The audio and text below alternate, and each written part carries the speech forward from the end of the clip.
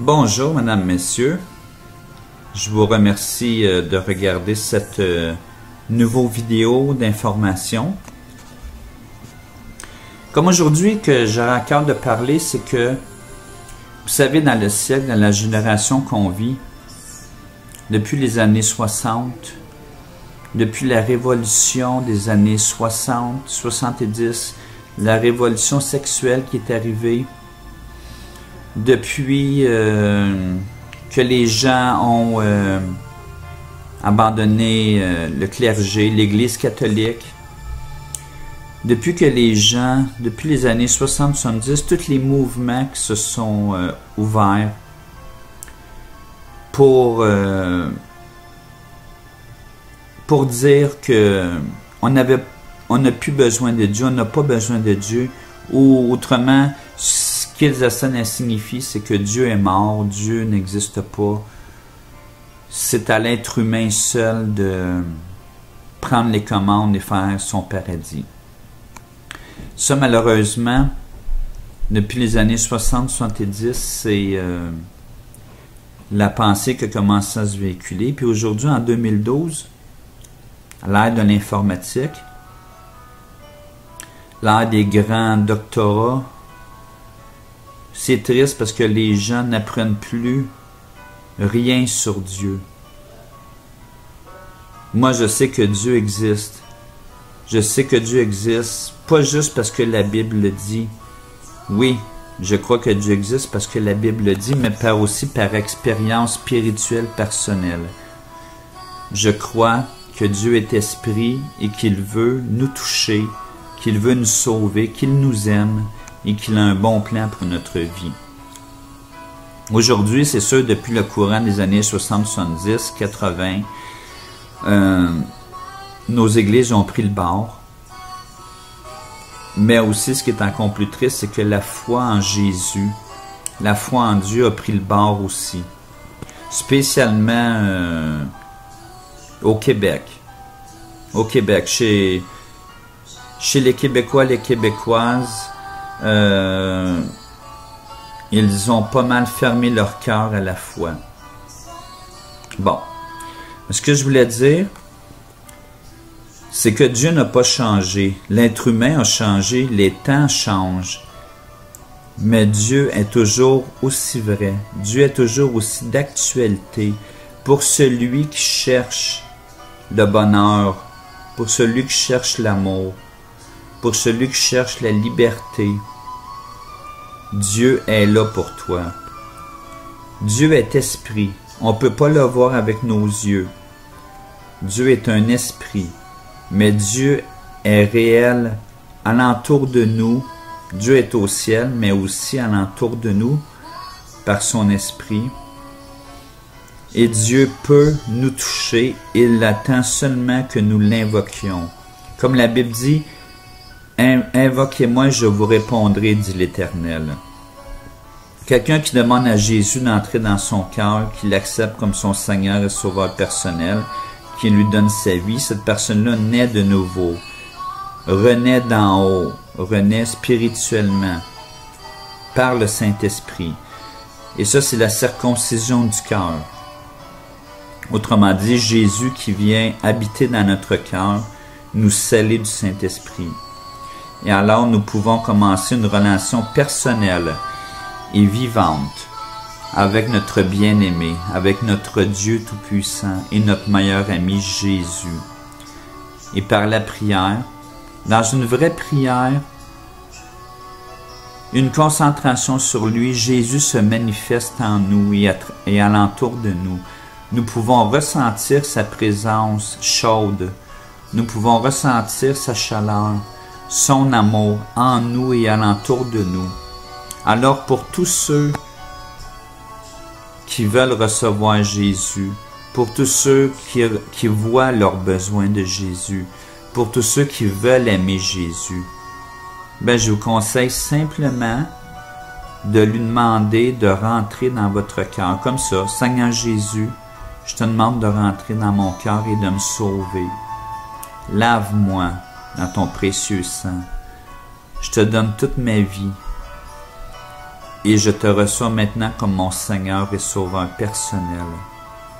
Et je veux que tu sois en moi, avec moi, pour l'éternité. Merci Jésus d'être mort sur la croix, je crois en toi. Amen.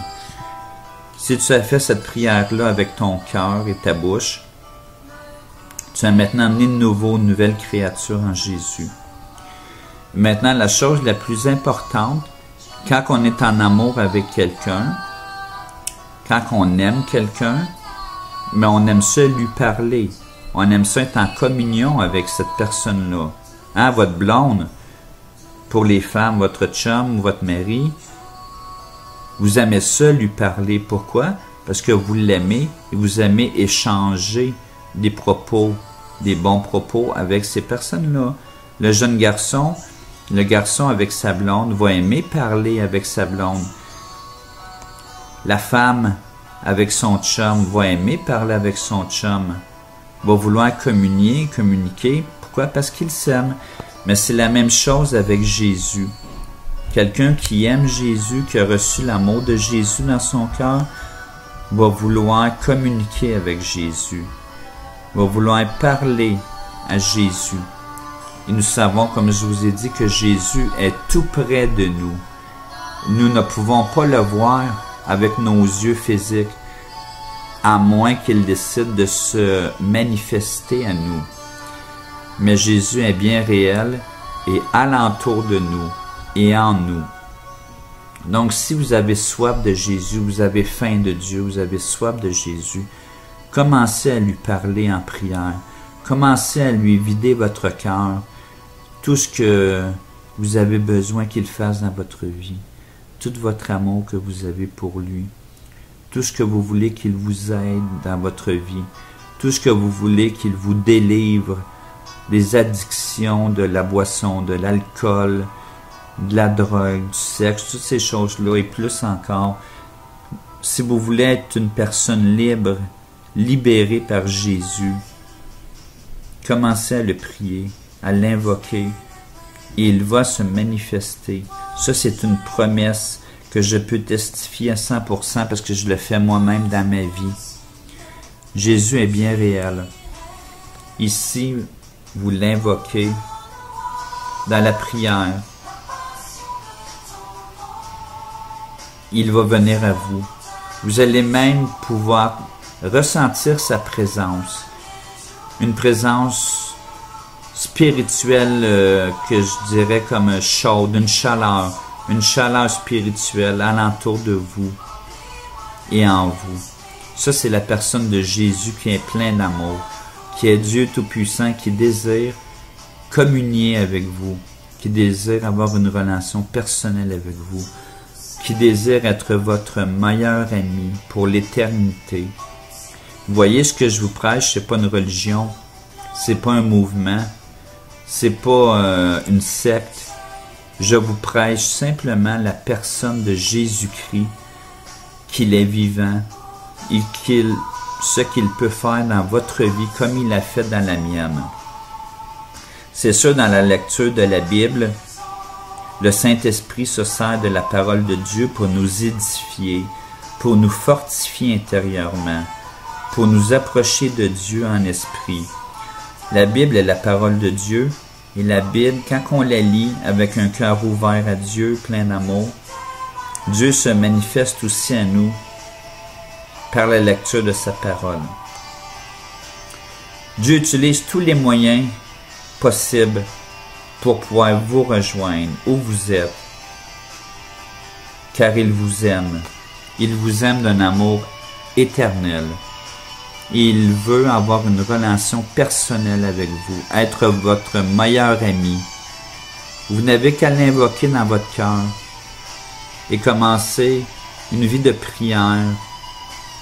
Non pas une vie de prière à n'importe quoi, n'importe qui, n'importe où, non. Une vie de prière simplement à votre meilleur ami et à votre Dieu, votre meilleur ami qui est Jésus, plein d'amour, plein de compassion pour vous. Moi, je l'aime, je l'adore, car il a fait tant de choses dans ma vie depuis ma conversion en 87, en 1987. Je l'adore et je l'aimerai pour l'éternité. Et ce que je prie pour vous, c'est que vous puissiez rencontrer Jésus-Christ spirituellement, comme je l'ai rencontré moi aussi. Qu'il devienne votre meilleur ami et que vous puissiez goûter sa bonté, son amour, son pardon et sa présence tous les jours de votre vie. Bon, voilà, c'est une petite vidéo courte, mais vraie, pour vous parler de mon meilleur ami et pour vous le faire connaître. Que Dieu vous bénisse et je prie vraiment que vous veniez à Jésus pour goûter son amour, sa présence et son salut. Bon, ben, bonjour à tout le monde et à la prochaine. Que Dieu vous bénisse. À la prochaine vidéo. Bye bye.